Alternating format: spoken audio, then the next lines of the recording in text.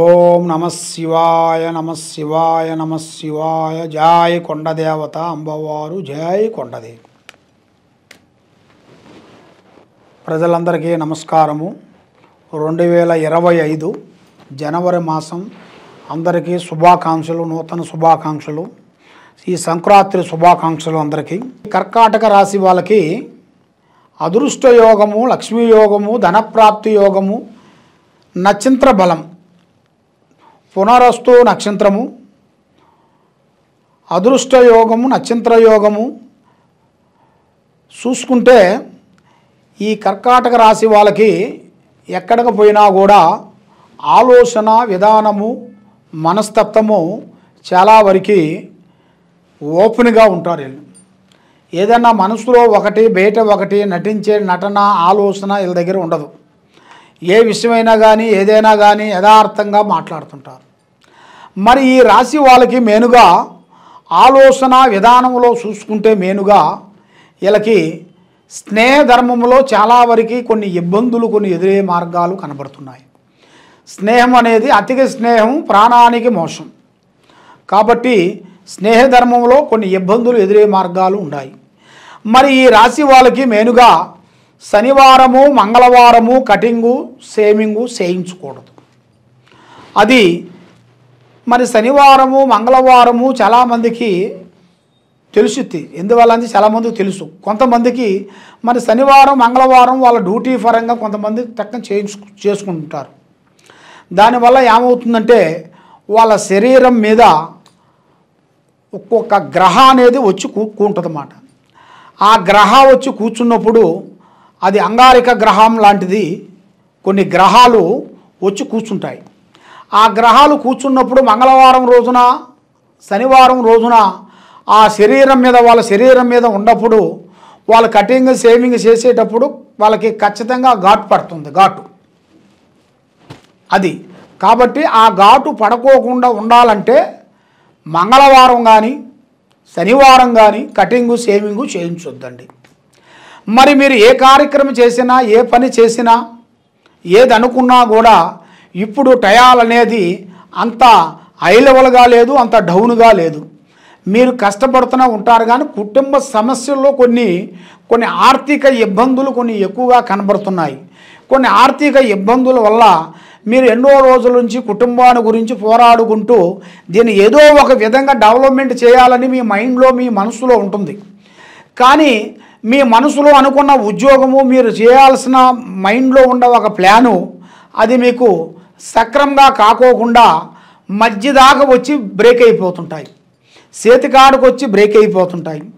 సాయం చేస్తానంటారు, సాయం చేయకోకుండా మనల్ని ఇబ్బంది పెడుతుంటారు.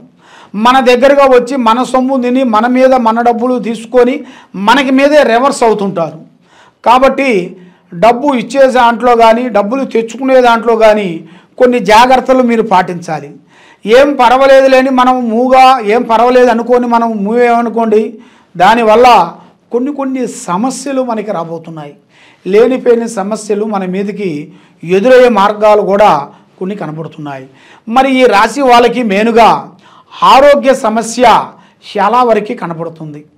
ఆరోగ్య సమస్యలు, గుండెకి సంబంధించిన కొన్ని ప్రాబ్లమ్స్, గుండెకి సంబంధించిన కొన్ని సమస్యలతో సతమతం అయిపోతుంటారు.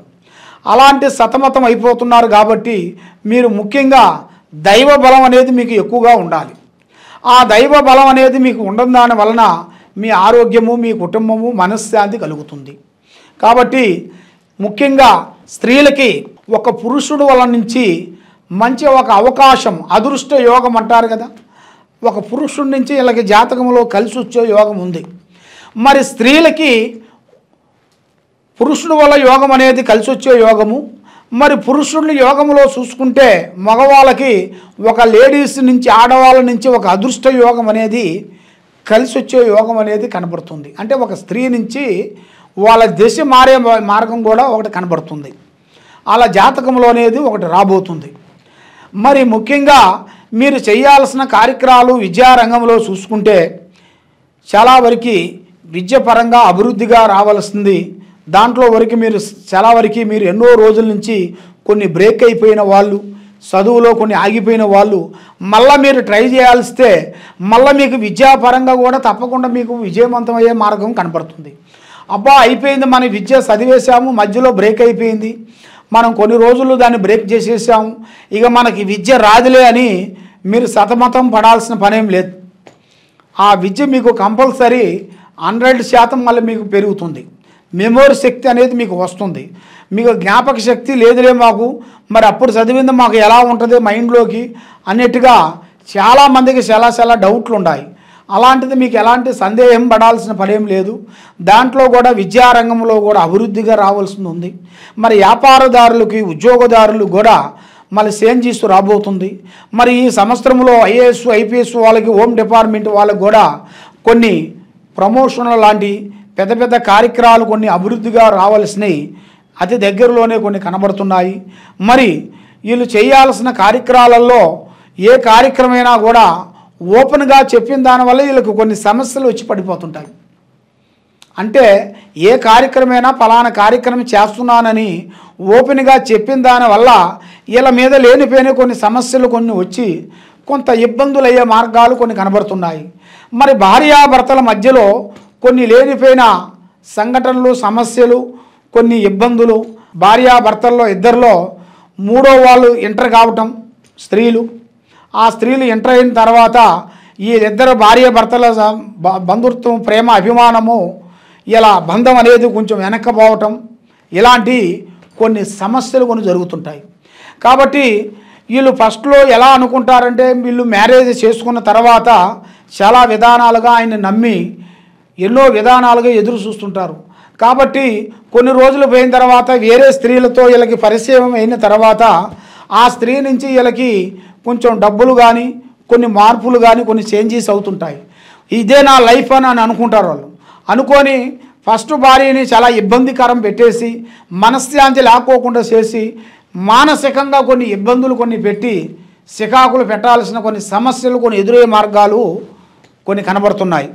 కాబట్టి మెయిన్గా మీరు ఏ కార్యక్రమం చేయాలనుకున్నా, ఎటు పోవాలనుకున్నా కూడా మీరు కొన్ని నిదానంగా ఆలోచించి ఆచితూచి అడిగేయాల్సి ఉంది.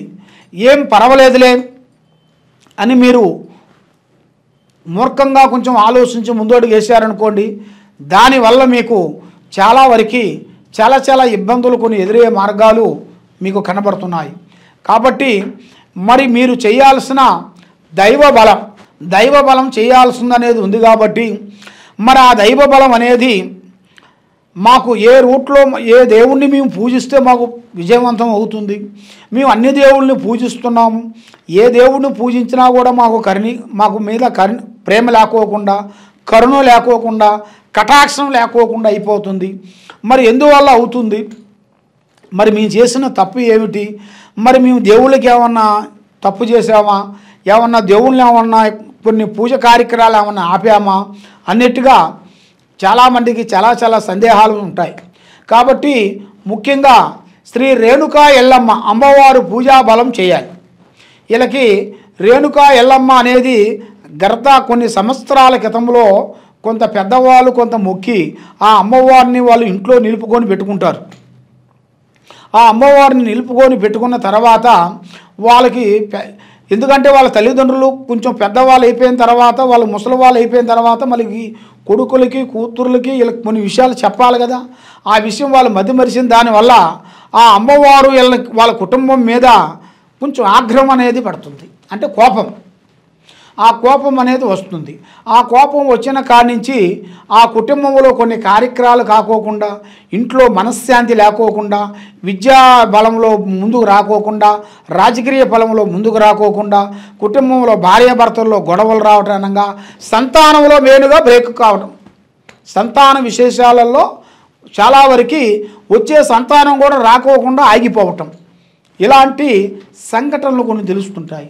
మరి అది ఎందువల్ల అంటే ఆ అమ్మవారు శ్రీ రేణుకా ఎల్లమ్మ తల్లిని పూజా బలం కొంత ఇంట్లో పెట్టుకొని కొంత మనిషిని వాళ్ళకి మళ్ళా వాళ్ళు పూజా బలం చేస్తే తప్పకుండా అభివృద్ధి పొందుతారు, విజయవంతం అవుతుంది, మనశ్శాంతి కలుగుతుంది. కాబట్టి ఈ కింద ఉండాల్సిన నెంబర్కి మమ్మల్ని సంప్రదించినట్టుగైతే మీకు ఏ సమస్య ఉన్నా కూడా మేము చూసి చెప్పగలుగుతాం.